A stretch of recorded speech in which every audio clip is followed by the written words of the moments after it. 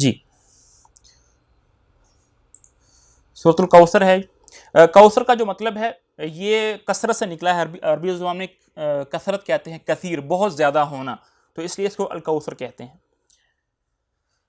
ترتیب کے اعتبار سے قرآن پاک میں یہ 108ویں صورت ہے اور نزول کے اعتبار سے یہ 15ویں صورت ہے.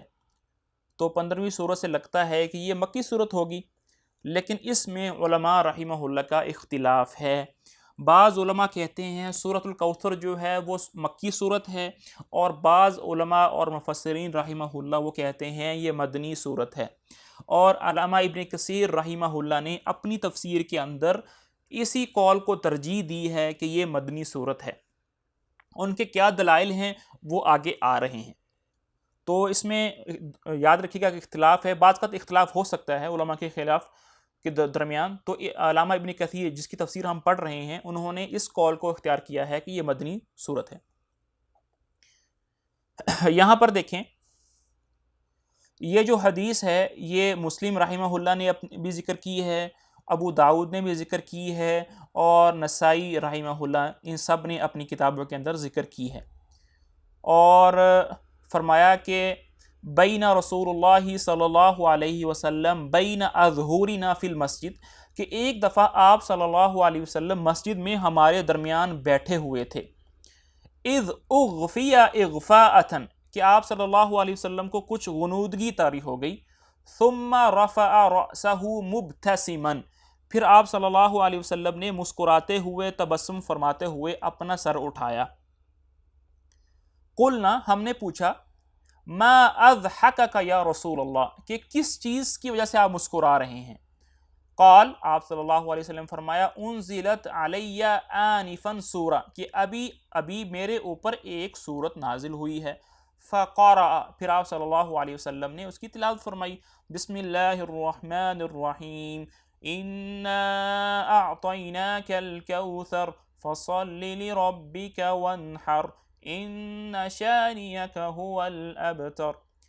ثم قال، تلاوت کرنے کے بعد پھر آپ صلی اللہ علیہ وسلم نے فرمایا، اتدرون ما الکوثر، کہ اے میرے صحابہ تم جانتے ہو کوثر کیا چیز ہے؟ قلنا، صحابہ نے عرض کیا، اللہ ورسولہ عالم، کہ اللہ اور اس کے رسول ہی بہتر جانتے ہیں.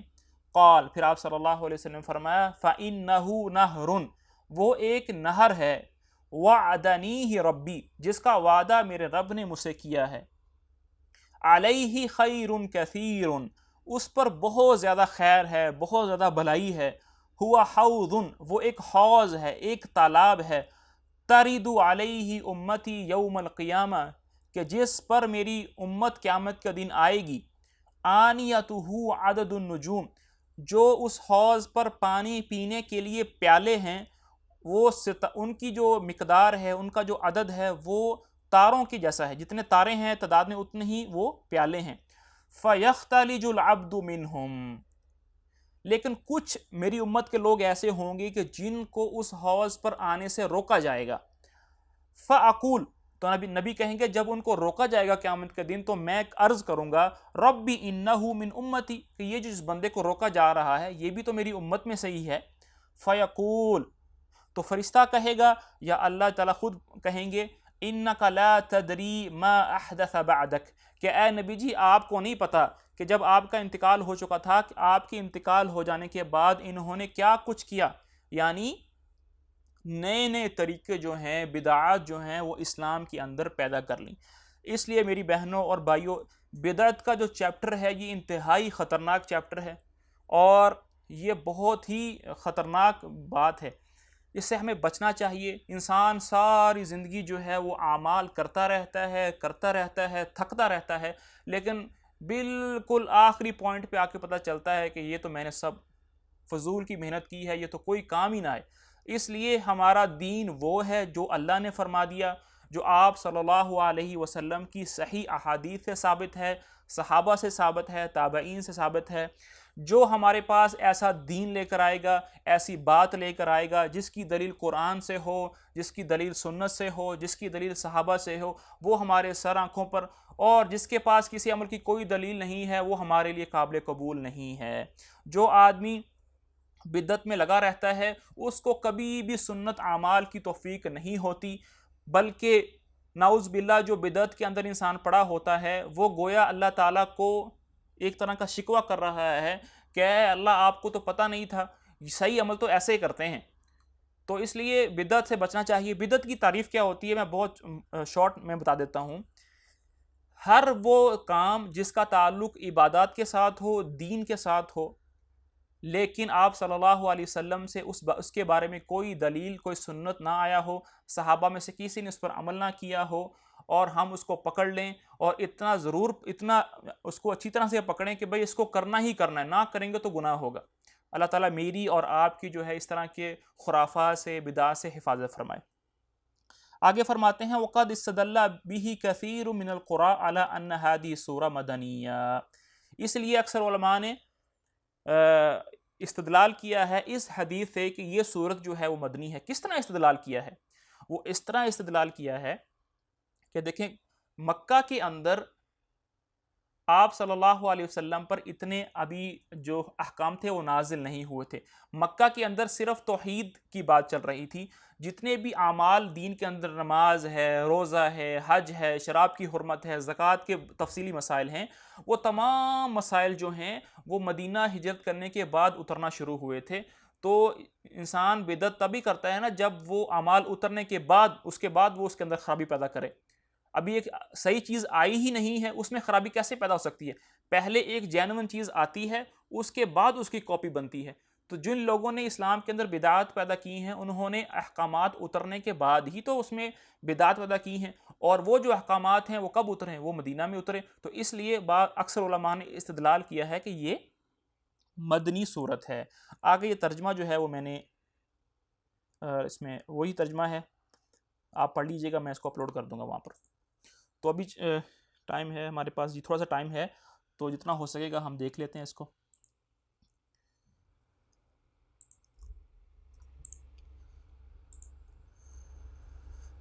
جی، بسم اللہ الرحمن الرحیم، شروع اللہ کے نام سے جو سب پر مہربان ہے، نہایت مہربان ہے۔ اِنَّا أَعْطَيْنَاكَ الْكَوْثَرَ، اِنَّا کا جو لفظ ہے یہ ایک مرکب لفظ ہے۔ اس کو تھوڑا سا ہم کھولتے ہیں تو یہ اس طرح بنے گا، اِنَّا، ٹھیک ہے۔ اِنَّا کا مطلب ہوتا ہے بے شک، اور نحنو، نحنو کا مطلب ہوتا ہے ہم نے۔ جب اِنَّا اور نحنو کو ملا کے لکھتے ہیں تو وہ لکھنے میں اِنَّا بن جاتا ہے، اس طرح بن جاتا ہے، اس طرح، اس شکل میں بن جاتا ہے۔ تو اس کا مطلب اِنَّا کا مطلب ہوتا ہے بے شک، نحنو کا مطلب ہوتا ہے ہم نے، تو اس کا مطلب ہو جائے گا بے شک ہم نے۔ آگے دیکھیں اعطیناک، اعطیناک جو ہے یہ ایک مرکب لفظ ہے اور اس میں 3 لفظ ہیں۔ پہلی جو چیز ہے وہ ہے آتا، ٹھیک ہے، یہ ورب ہے۔ آتا کا مطلب ہوتا ہے کسی کو عطا کرنا، کسی کو دینا۔ عطیہ اسے کہتے ہیں نا، عطیہ دینا، عطا کرنا، یہ وہی سے ہے۔ آگے جو ہے نا، یہ اس کا مطلب ہو جائے گا ہم نے، تو مطلب بن جائے گا اعطینا، ہم نے دیا، ہم نے عطا کیا۔ آگے جو لفظ ہے کا مطلب ہوتا ہے تم کو، تو پھر یہ تینوں لفظ مل کر اس کی حتمی شکل یہ بن جائے گی، تو مطلب بن جائے گا اعطیناک، ہم نے آپ کو دیا۔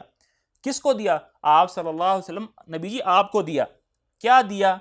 الکوثر، کہ ہم نے آپ کو کوثر، بہت زیادہ خیر دی، بہت زیادہ بھلائی دی۔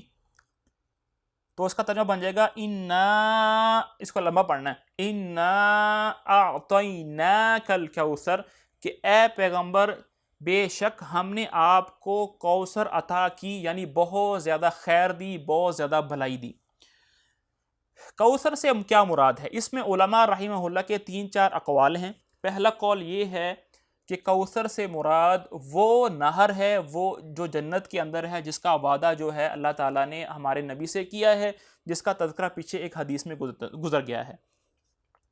دوسرا اس کا ترجمہ مطلب یہ کیا ہے، مفسرین کہتے ہیں کہ اس کا مطلب خیر کثیر ہی ہے، اور جو نہر جنت میں ملی ہے وہ اس خیر کثیر کا ایک حصہ ہے، وہ بھی اس میں شامل ہے۔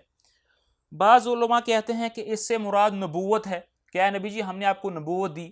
بعض مفسرین کہتے ہیں اس سے مراد قرآن ہے کہ نبی جی ہم نے آپ کو قرآن دیا، اور بعض علماء کہتے ہیں کہ اس سے مراد یہ ہے کہ آخرت میں آپ صلی اللہ علیہ وسلم کو جو اجر اور ثواب ملے گا وہ مراد ہے۔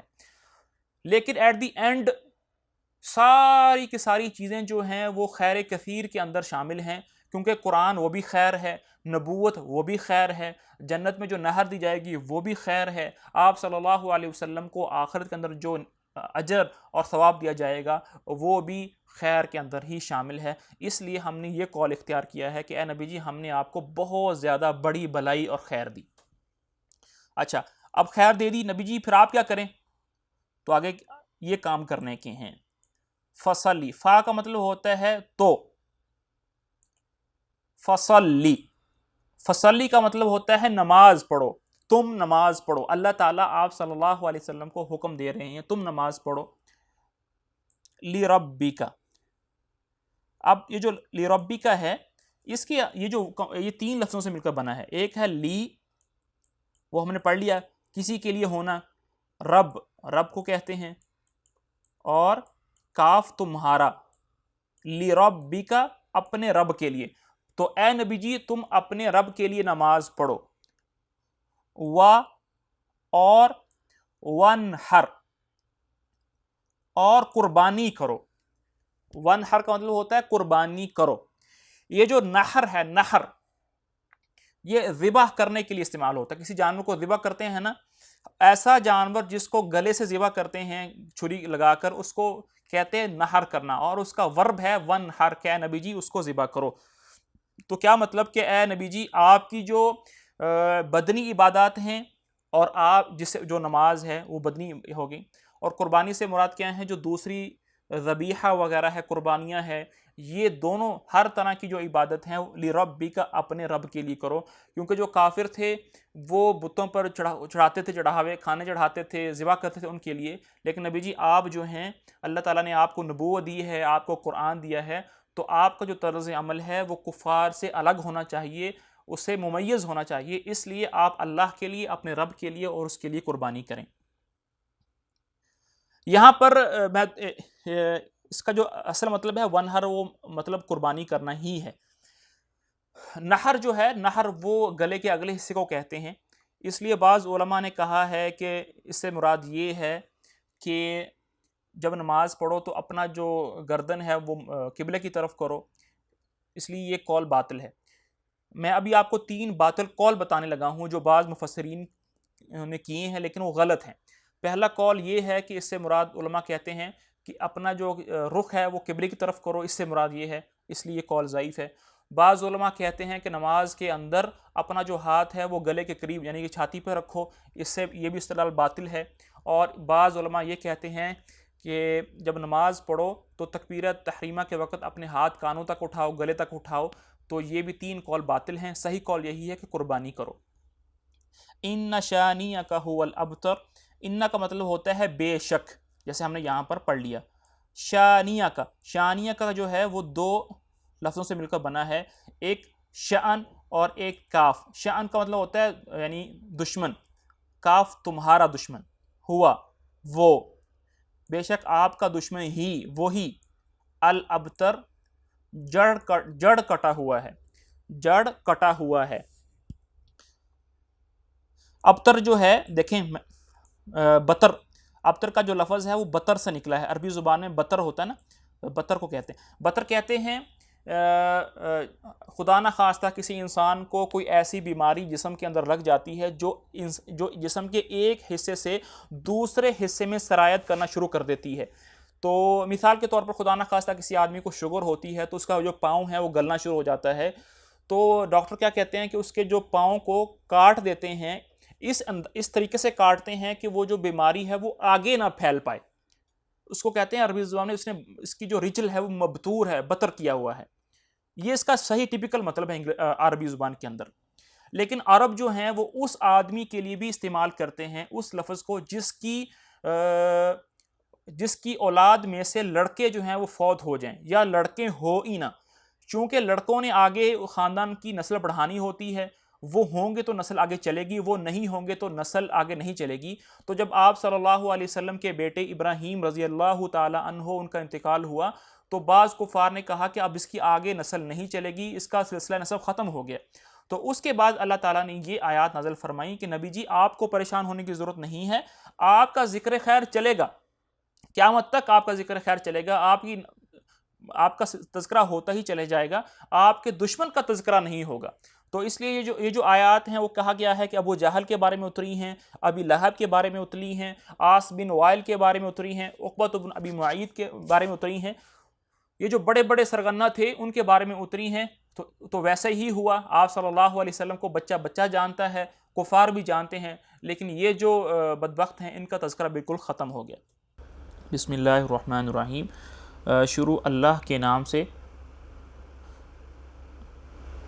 جو سب پر مہربان ہے اور بہت مہربان ہے۔ اِنَّا أَعْطَيْنَاكَ الْكَوْثَرَ، یعنی یہاں پر لکھا ہوا ہے اے پیغمبر، یعنی بریکٹس کے اندر بات لکھا ہے، یعنی کہ خطاب جو ہے اللہ تعالیٰ اپنے نبی صلی اللہ علیہ وسلم سے کر رہے ہیں۔ یقین جانو، یہ انا کا ترجمہ کیا تھا، بے شک یقین جانو ہم نے تم میں کوثر عطا کی ہے۔ کوثر کا مطلب بہت زیادہ بھلائی ہے، تو وہ بھی کر سکتے ہیں کہ اے نبی جی ہم نے آپ کو بہت زیادہ خیر عطا کی ہے، تمہیں بہت بھلائی عطا کی ہے، تمہیں کوثر عطا کی ہے، تینوں الفاظ کے ساتھ اس کا ترجمہ کر سکتے ہیں۔ لہذا تم اپنے پروردگار کی خوشنودی کے لیے نماز پڑھو اور قربانی کرو۔ ونہر کا مطلب ہم نے قربانی کرنا یہ لیا تھا۔ یقین جانو تمہارا دشمن ہی وہ ہے جس کی جڑ کٹی ہوئی ہے۔ جڑ کٹی سے مراد یہ ہے کہ اس کا جو ذکر ہے وہ دنیا کے اندر ختم ہو جائے گا، اس کا کوئی چرچہ نہیں ہوگا، لوگ اسے بھول جائیں گے، یہ مطلب ہے اس کا۔ آگے جو مفتی تقی عثمانی صاحب نے کچھ اس کا تعارف لکھا ہے اس کو ہم دیکھ لیتے ہیں۔ نمبر 1 پہ لکھا ہوا ہے کہ کوثر کے لفظی معنی جو ہیں وہ بہت زیادہ بھلائی کے ہیں،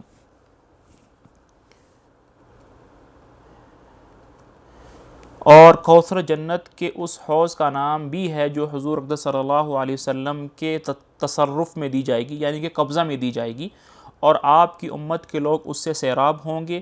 حدیث میں ہے کہ اس حوض پر رکھے ہوئے برتن اتنے زیادہ ہوں گے جتنے آسمان کے ستارے۔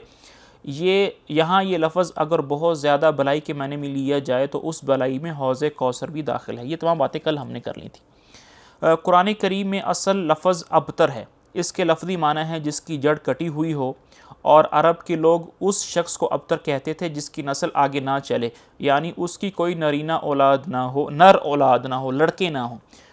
جب حضور اقدس صلی اللہ علیہ وسلم کے بیٹے کا انتقال ہوا تو آپ کے دشمنوں نے، جن میں عاص بن وائل پیش تھا، آپ کو یہ طعنہ دیا کہ معاذ اللہ آپ ابتر ہیں اور آپ کی نسل نہیں چلے گی۔ اس کے جواب میں اس آیت میں فرمایا ہے کہ آپ کو تو اللہ تعالیٰ نے کوثر عطا فرمائی ہے، آپ کا مبارک ذکر اور آپ کے دین کو آگے چلانے والے تو بے شمار ہوں گے، ابتر تو آپ کا دشمن ہے جس کا مرنے کے بعد نام و نشان نہیں رہے گا۔ چنانچہ ایسے ہی ہوا، حضرت صلی اللہ علیہ وسلم کا تذکرہ اور آپ کی سیرت طیبہ تو الحمدللہ زندہ جاوید ہے، اور طعنے دینے والوں کو کوئی نہیں جانتا، اور اگر ان کا کوئی ذکر کرتا بھی ہے تو برائی سے کرتا ہے۔